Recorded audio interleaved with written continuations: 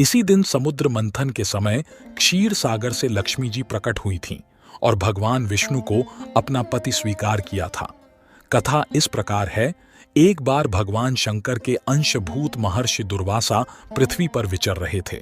घूमत घूमते वे एक मनोहर वन में गए। वहां एक विद्याधर सुंदरी हाथ में पारिजात पुष्पों की माला लिए खड़ी थी। वह माला दिव्य पुष्पों की बनी थी। उसकी दिव्य गंध से समस्त वन प्रांत सुवासित हो रहा था। दुर्वासा ने विद्याधरी से वह मनोहर माला मांगी।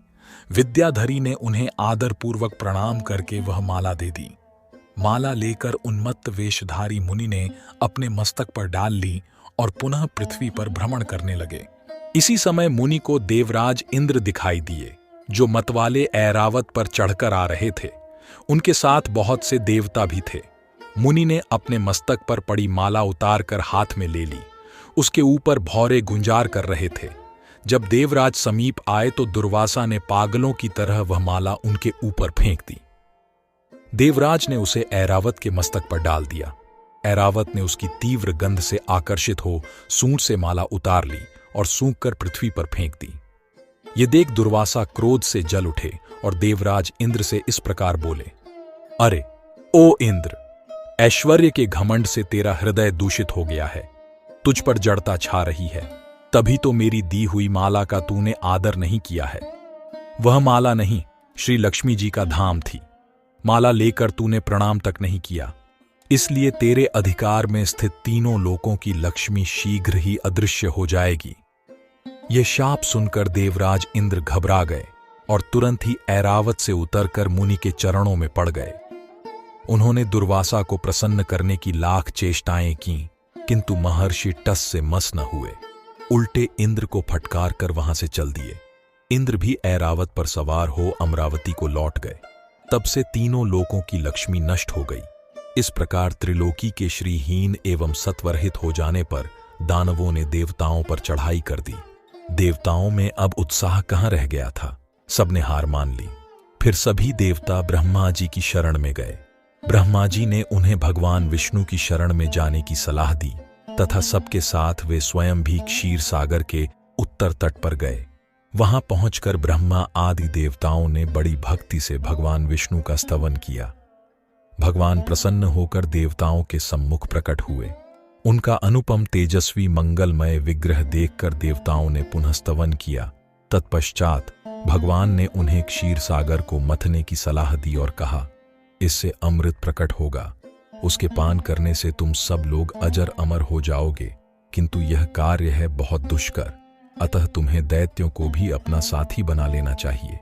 मैं तो तुम्हारी सहायता करूंगा ही। भगवान की आज्ञा पाकर देवगण दैत्यों से संधि करके अमृत प्राप्ति के लिए प्रयास करने लगे।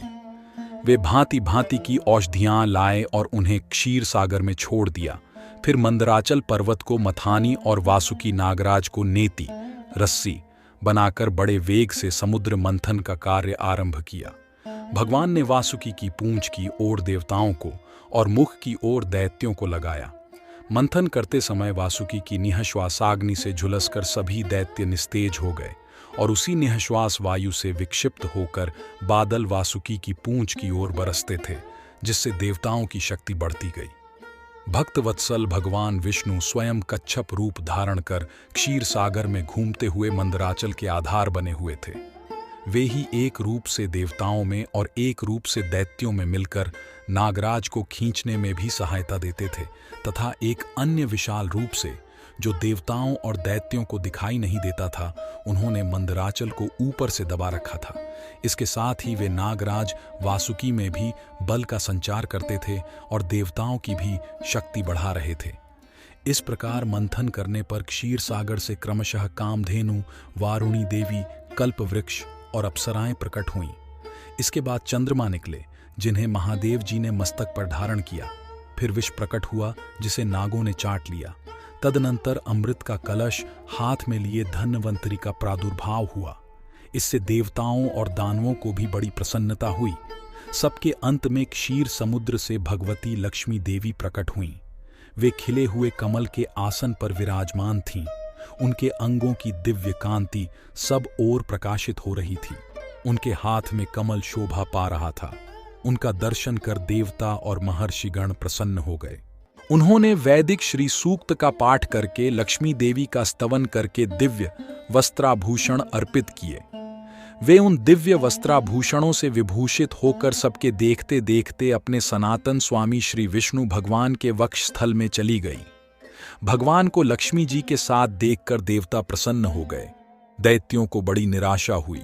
उन्होंने धन्वंतरी के हाथ से अमृत का कलश छीन लिया, किंतु भगवान ने मोहिनी स्त्री के रूप से उन्हें अपनी माया द्वारा मोहित करके सारा अमृत देवताओं को ही पिला दिया। तदनंतर इंद्र ने बड़ी विनय और भक्ति के साथ श्री लक्ष्मी जी ने देवताओं को मनोवांछित वरदान दिया।